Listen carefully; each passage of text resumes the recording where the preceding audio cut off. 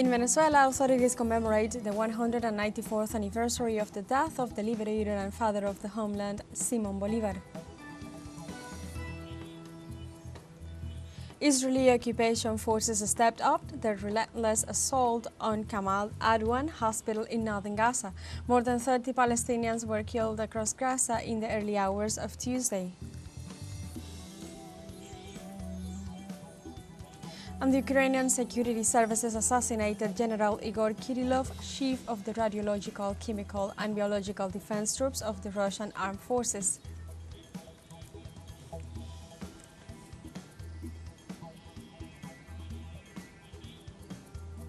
Hello and welcome to From the South. I'm Alejandra Garcia from teleSUR studios in Havana, Cuba. We begin with the news. Stay with us. In Venezuela, authorities commemorate the 194th anniversary of the death of the liberator and father of the homeland, Simón Bolívar. During the day, several authorities honored the man considered the greatest of Venezuela and Latin America in a ceremony in which they reminisced the dedication of the liberator and father of the homeland for driving the most emblematic military battles of the region.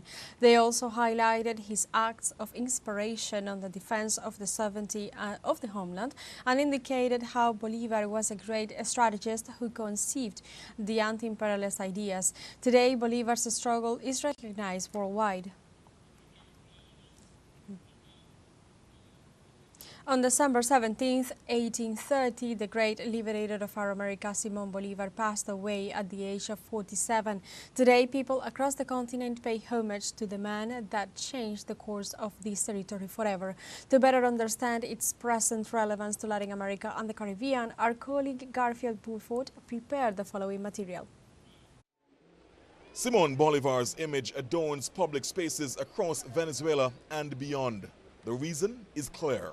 El Libertador, or the Liberator, has towered large over the movement for freedom and self-determination in Latin America and the Caribbean for over 2 centuries. The Liberator died on this date in 1830 at the age of 47. However, his legacy among the pantheon of history's great liberators had already been secured. Venezuela's President Nicolas Maduro Moros praised Bolívar's leadership of the independence movement during a recent event. Luego, en el año 99, el comandante Chávez. Then, in 1999, Commander Chavez came to this same hall. The Ayacucho Hall it is called. In commemoration of the great battle that freed all South America, which we commemorated last Monday, the 200th anniversary of the Great Battle of Ayacucho, that ended the colonial imperial domination of Spain over all South America. Imperial colonial de España sobre todo Suramérica. Bolívar was a soldier and statesman whose early life had positioned him to rebel against Spanish rule in the Americas. His inspiring call to action on freedom from Spanish rule was contained in the Cartagena Manifesto and the letter from Jamaica. Bolívar did not only encourage rebellion against Spanish rule across the region, but led military expeditions against the Spaniards himself. He liberated Venezuela, the areas now occupied by Colombia, Panama and Ecuador. He also freed Peru and Bolivia, which now bears his name. Bolívar's separate sojourns to Haiti and Jamaica also meant the Caribbean was also a crucial region in his push for freedom and self-determination. The late Hugo Chavez summoned that same spirit of Latin American and Caribbean integration as he spoke in Havana in 1994. This is a project that we already put in practice in Venezuela under the name of Simón Bolívar National Project, but with our arms wide open to the rest of the Latin American and Caribbean continent. Some 13 years later, then President Chavez continued to emphasize the importance of this bond between Latin America and the Caribbean. La Carta de Jamaica bien pudiéramos tomarla de estos pueblos. And we could easily consider the letter of Jamaica like the birth letter, the constitution letter of the project of independence, the project of liberation of our peoples. Most historical records indicate Simón Bolívar died from tuberculosis. His remains were exhumed in 2010, but scientists were unable to conclusively determine the cause of his death. Of one thing, though, there can be no doubt. His legacy lives on, providing echoes of inspiration for the indomitable human spirit. From Caracas, I'm Garfield Burford for teleSUR. The Bolivarian Republic of Venezuela rejects the coercive measures against Venezuelan officials which the government of Canada intends to impose. In a statement, the Venezuelan government said the move confirms Canada's servile role with the imperial interest of the United States. The statement further said that these actions are nothing more than a failed attempt to put pressure on Venezuela, demonstrating the humiliation and international disrepute of the Canadian government. Finally, while Canada kneels before Washington's orders, the Republic of Venezuela remains firm, sovereign, and unbreakable.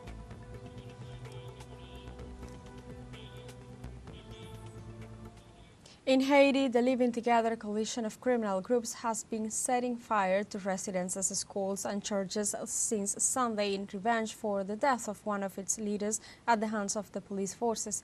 In the middle of a confrontation this weekend, national and multinational police forces neutralized alias Jeff Mafia, the lieutenant of Jimmy Cherizier, head of the criminal coalition. In retaliation, the criminal groups maintain an incessant attack on residential areas, schools and religious centers in Nassan, Poste-Marchand and Avenue Populaire in Port-au-Prince, the country's capital. The order from the leaders of the criminal groups has spread to several provinces in the center of the country. In this context, they have warned of a forthcoming attack on the base of operations of multinational police forces. On Tuesday, the United Nations urged to redouble efforts to restore peace in Haiti, recognizing the need to guarantee fair and transparent elections. The United Nations Integrated Office in Haiti said that efforts to improve the country's security can generate lasting progress if they are also accompanied by the holding of credible and inclusive elections. The United Nations Office also reiterated its commitment to support efforts aimed at gaining the confidence of the Haitian people in their political authorities. Meanwhile, the office welcomed the continued efforts of the leaders of the Caribbean community and called on all parties involved in Haiti's transition to spare no efforts to ensure the success marked by peace. And now we have a short break coming up, but first remember you can join us on TikTok at teleSUR English, where you'll find news in different formats, news updates and more. We'll be right back, stay with us.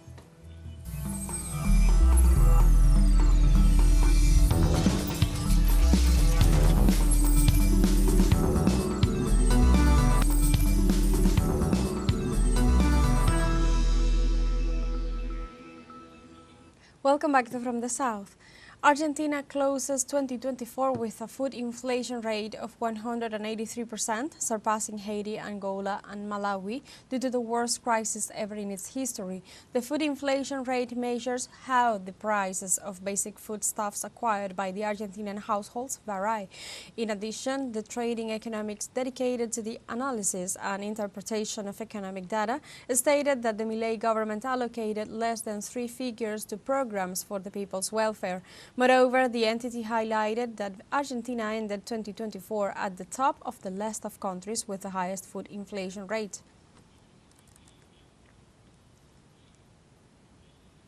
After being deported from the United States, the drug lord Osiel Cárdenas Guillén, former leader of the Gulf Cartel and founder of the bloodthirsty group known as Los Zetas, was sent to a prison in Mexico. The Secretary for Security and Citizen Protection said that the drug lord was handed over at 9:45 local time at the Tijuana border in northern Mexico by federal authorities. After 5 p.m. local time, it was confirmed that he had been admitted to the Social Reinsertion Center in Mexico City.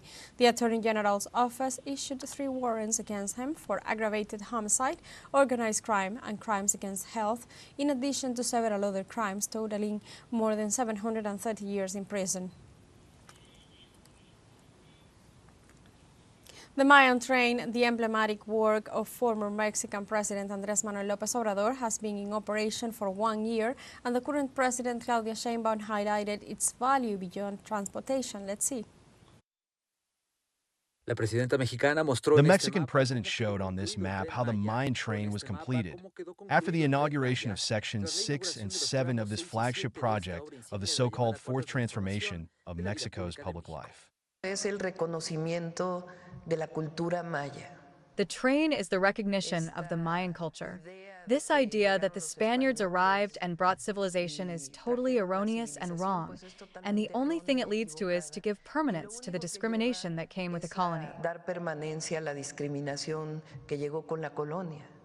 As of last August, 340,000 passengers had used this flagship facility. A few hours before its first anniversary, it was reported that the figure reached more than 600,000, 20% of the estimated goal of 3 million people. This dynamic of linkage with our airports, with the resorts that are in our state, which have a lot to offer in terms of tourism, is already beginning to be generated. The Mayan train created 44,000 direct jobs and 18,000 indirect jobs, a figure that will increase with the startup of the Mayan hotels along the route. The Mayan train also means social justice, because it provides welfare and development with justice for the communities and peoples of southeastern Mexico. The work, which took 4 years, has as one of its objectives to bring welfare to the native communities and to rescue the archaeological pieces found during construction. And today, the 1,554 kilometers of railroads, social justice, and narrowing the inequality gaps have been achieved. The Mayan train is consolidating its position as an important tourist link through vacation packages, in spite of the criticisms made by some people. There's no place here to have a sandwich or a coffee, nothing. Environmental groups have denounced the environmental damage caused by the project, although according to the government, 500 million trees have been reforested to repair the environmental damage. Daniel Rosas, teleSUR, Ciudad de México.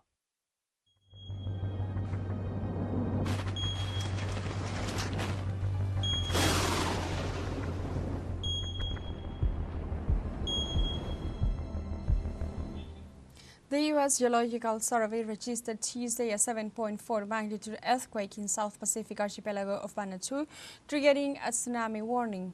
The earthquake occurred 30 kilometers west of the coast of Port Vila, the country's capital. So far, authorities have not yet reported any deaths or injuries. The U.S. Forecasting Service warned that smaller waves are expected in some nations close to the Pacific Ocean.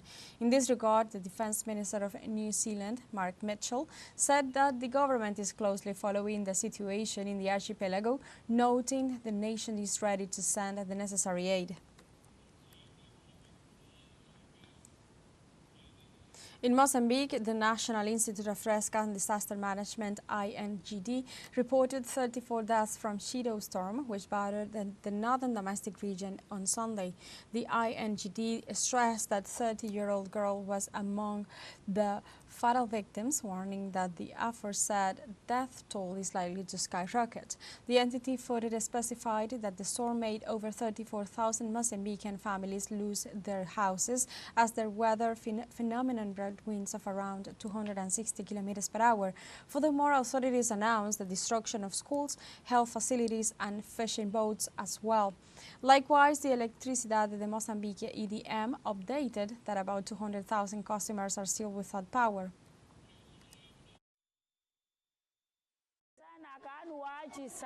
I took my children, and while we were running, I saw other families falling due to the force of the wind, and others dodging things that fell from the houses due to the wind. People were lucky that the zinc sheets didn't cut them into pieces. Children couldn't stop crying. I saw children running away, but I didn't see where they ran to. In the end, thank God, I realized all the children are here at school. There are old people here, women and children who are hungry. We have a second short break coming up, but before going back, it's a visit our YouTube channel at teleSUR English, there you'll be able to rewatch our interviews, top stories, special broadcastings, and more. Hit the subscribe button and activate the notification bell to stay up to date on the world's most recent events. Final short break, don't go away.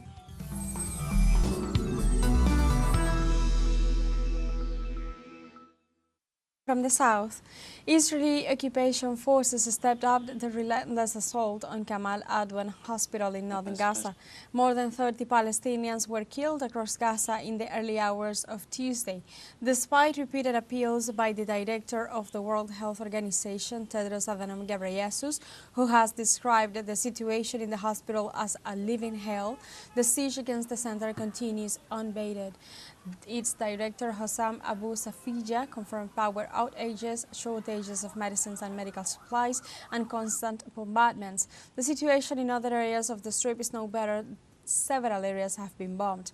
In one of these attacks, the whole Al-Turk Tabatibi family was killed, 10 people in total, almost all women and children.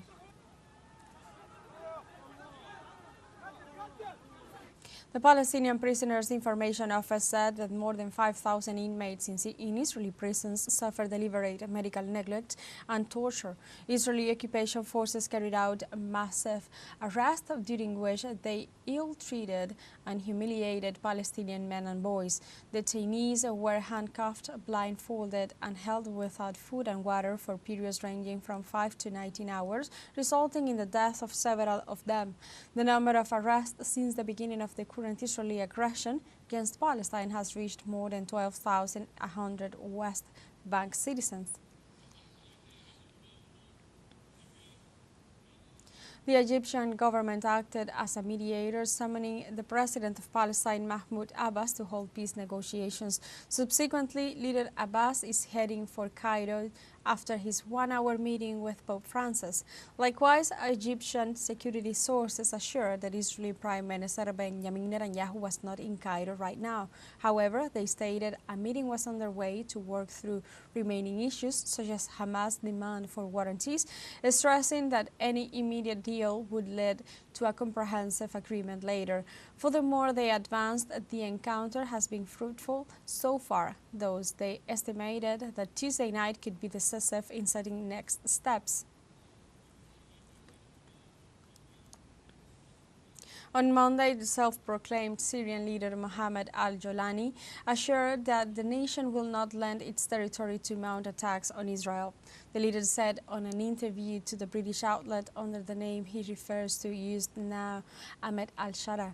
With this identity, he hopes to disassociate himself from his past as the founder of one of the most bloodthirsty branches of the terrorist group Al-Qaeda. Al-Jolani, who is under an international arrest warrant for being considered by Washington as a specially designated global terrorist, has warranted the security of the Zionist entity, assuring that they will comply with the agreement. Germany and France joined the United Kingdom and the United States on Tuesday. They met with the Al-Qaeda member who proclaimed himself the leader of Syria after toppling its president.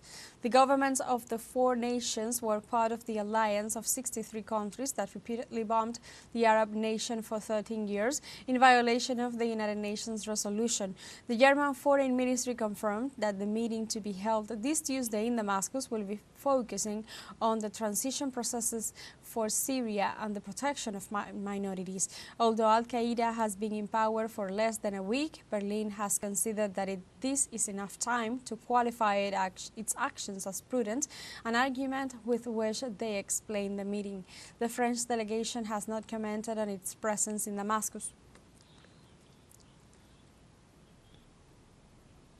Ukrainian security services assassinated General Igor Kirillov, chief of the radiological, chemical and biological defense troops of the Russian armed forces. The news was confirmed by Svetlana Petrenko, representative of the Investigation Committee of Russia. According to reports, the incident occurred near the residence of the high official, in which his assistant was also killed. The Investigation Committee published minutes after the fact was confirmed that the improvised explosive device was placed on an electric scooter parked on Ryansanki Avenue. In this context, Ukrainian security services have claimed responsibility for the assassination. General Kirillov led investigations that exposed U.S. involvement in biological labs in Ukraine and other countries. And we have come to the end of this news brief, but you can find this and many other stories on our website at telesurenglish.net, and join us on social media. We are on Facebook, X, Instagram, Telegram, and TikTok as well. For Telesur English, I'm Alejandra Garcia. Thank you for watching.